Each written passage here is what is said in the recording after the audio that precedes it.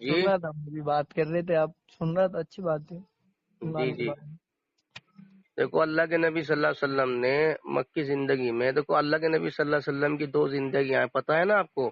جی تھوڑا بہت۔ آپ صلی اللہ علیہ وسلم کی 2 زندگیاں ہیں جو ثابت ہیں، مکی زندگی اور مدنی زندگی۔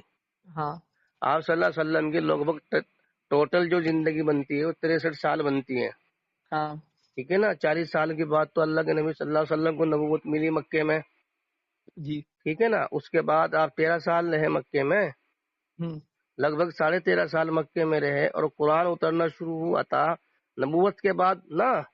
جی جی تو اب قرآن کو اگر ہم دیکھیں گے اس زمانے میں، تو قرآن کی ٹوٹل 114 صورتیں ہیں، ہاں ٹھیک ہے نا؟ ہمارے سامنے جی جی تو 86 صورتیں آپ قرآن کو ٹیلی کر لینا، تو 86 صورتیں یعنی قرآن کا سب سے بڑا حصہ مکے میں آ رہا ہے، ہاں نازل ہوا ہے۔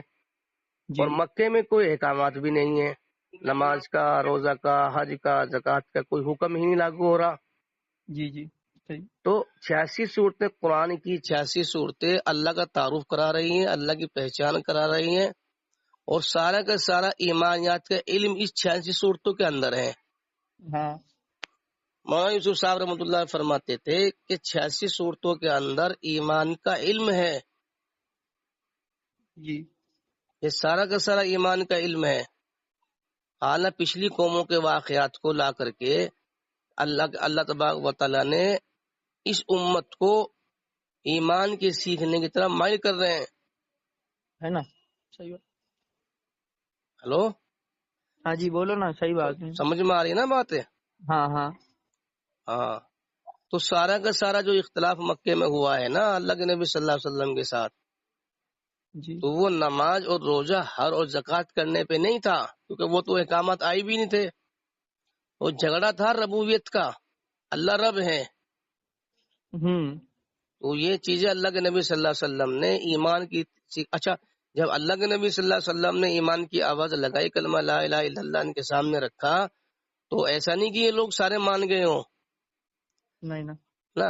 ہجرت اگر آپ دیکھو گے، ٹوٹل جو ہجرت کر کے صحابہ گئے ہیں مدینے کی طرف، لگ بھگ وہ لکھا ہوا کہیں نہیں ہے، اندازہ بتلا رہا ہوں، لگ بھگ 125 صحابہ کی تعداد نکلے گی جو ہجرت کر کے گئی ہے۔ ہوں ہاں، صحابہ کرام کی۔ اور مدینے میں جو قرآن نازل ہوا ہے نا، وہ احکامات کا علم نازل ہوا، حکم تھے اس میں اللہ کی طرف سے احکامات، اور احکامات ان لوگوں پر لاگو ہوئے ہیں جو مکے میں اور مدینے میں ایمان کے سیکھنے کی طرف متوجہ ہوئے، اور انہوں نے ایمان کو سیکھ لیا، اللہ کے احکامات ان لوگوں پر لاگو ہوئے۔ صحیح بات۔ سمجھ گئے نا؟ پہلے جی پہلے ایمان کو سکھایا گیا، بعد میں احکامات۔ ہاں، احکامات انہی لوگوں پر لاگو ہوں گے جو ایمان کو سیکھ چکے ہوں گے، ہوں اور اگر بغیر ایمان کے اعمال کرو گے تو اللہ کے یہاں سے کوئی ویلیو نہیں ہے، کوئی حیثیت نہیں ہے۔ صحیح بات۔ مولانا یوسف صاحب رحمۃ اللہ علیہ جو اتنے بڑے اللہ کے ولی تھے، ان کے بیانوں میں ہے کہ بغیر ایمان کے اعمال ایسے ہیں جیسے بغیر کرنٹ کے بجلی کا تار۔ سمجھ گئے نا؟ کوئی مطلب کے ہی نہیں ہے سمجھ۔ ہاں، اعمال اگر کریں گے تو اللہ کے یہاں کوئی ویلیو نہیں ہے، صحیح۔ ہاں ایمان کے ساتھ ویلیو ہے۔ جی آج امت کو ایمان سیکھنے کی طرف دنیا میں کوئی نہیں سمجھا پا رہا ہے۔ صحیح بات۔ جی ایمان سیکھنے کو اگر کہیں کچھ بولے تو وہ لوگ بولے یہ فتنہ اٹھا رہے، بولے یہ تم لوگ جاہل ہے، ایسے باتیں نکلتی۔ ارے اللہ کے نبی صلی اللہ علیہ وسلم کو کہا گیا، جی بے شک صحیح بات۔ اللہ کے نبی صلی اللہ علیہ وسلم جیسی ذات کو مکے میں جب انہوں نے ایمان کے سیکھنے کی طرف متوجہ ہوئے اور بتلایا اللہ کی طرف سے صحابہ کرام کو، تو وہ ایمان کو سیکھنے کی طرف جب صحابہ کرام متوجہ ہوئے تو ان کو صحابہ کو تو پاگل کہا گیا۔ جی حضرت بلال رضی اللہ عنہ کو تو پٹائی بھی کی گئی، ہاں صحیح بات۔ ہے نہیں؟ جی صحیح بات۔ حضرت عثمان حضرت عثمان رضی اللہ عنہ کو چٹائی میں لپیٹ کر کے آگ کی دھونی دی گئی، بے شک صحیح بات۔ اور یہاں تک کہ ان کا جسے آپ لاک ڈاؤن کہتے ہیں بائیکاٹ کیا گیا ان کا، ہاں صحیح ہے نا۔ جو بھی ابھی طالب کے اندر جی جی تو یہ سب اللہ کے نبی صلی اللہ علیہ وسلم جن کی سمجھ میں ایمان آ گیا، قدرت سمجھ میں آ گئی، تو یہ تو جمے رہے نا. جی صحیح بات ہے. یہ ایمان اللہ تبارک و تعالیٰ نے ان کو کامیاب نہیں کیا. کیا نا. تو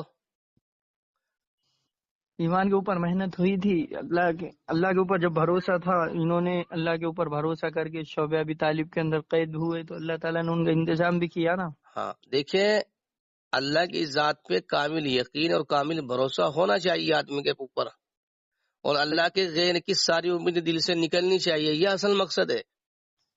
صحیح. جی. اس کے بعد جو چاہے کرو. بھائی صحابہ کرام کا کامل اللہ کی ذات پہ یقین اور بھروسہ تھا. تو بدر کے اندر ایک صحابی رضی اللہ تعالیٰ نے درخت کی ٹہنی توڑ لی تھی. جی اب پتا ہے نا، پڑھانا آپ نے. ہاں ہاں مارنے کا. ہاں، جنگ میں جو تلوار چلاتے ہیں نا، ہاں ہاں تو ان کے پاس وہ تلوار تھی بھی نہیں، اور جن کے ہاتھ میں تلوار تھی ان کو بھی بھروسہ اللہ کی ذات پر تھا، کامل یقین تھا. اور جنہوں نے ہاتھ میں ٹہنی پکڑی ہوئی توڑ لی درخت سے، ان کا یقین بھی کامل اللہ کی ذات پر تھا. بے شک دونوں کا یقین اللہ کی ذات پر تھا، تلوار پہ نہیں تھا. بے شک صحیح بات. وہ تو روایتوں کے اندر آتا نا کہ صحابہ تلوار لی جاتے تھے مارنے کو، اس سے پہلے گردن کٹ کے گر جاتی تھی، ایسا میں سنا تھا. جی جی جی جی جی. تو جنگ وہ ٹہنی جنگ بدن میں ایسی چلی تھی نا، دشمنوں پر کی وہ تلوار کا کام کرتی تھی. وہ بنایا کس نے تھا؟ اللہ پر. تو پھر جو اللہ درخت کی ٹہنی کو تلوار بنا سکتا ہے، تو وہ اللہ کیا تمہارے بنائے ہوئے ہتھیاروں کو محتاج ہو گیا مارنے میں؟ نہیں نو. تو تم بھروسہ کیوں کر رہے ہو پھر اس پہ؟ صحیح بات. ہے نا. ہوں. تو سارا بگاڑ جو ہے امت کے اندر، وہ ایمان کا نہ سیکھنا ہے. صحیح بات. جی.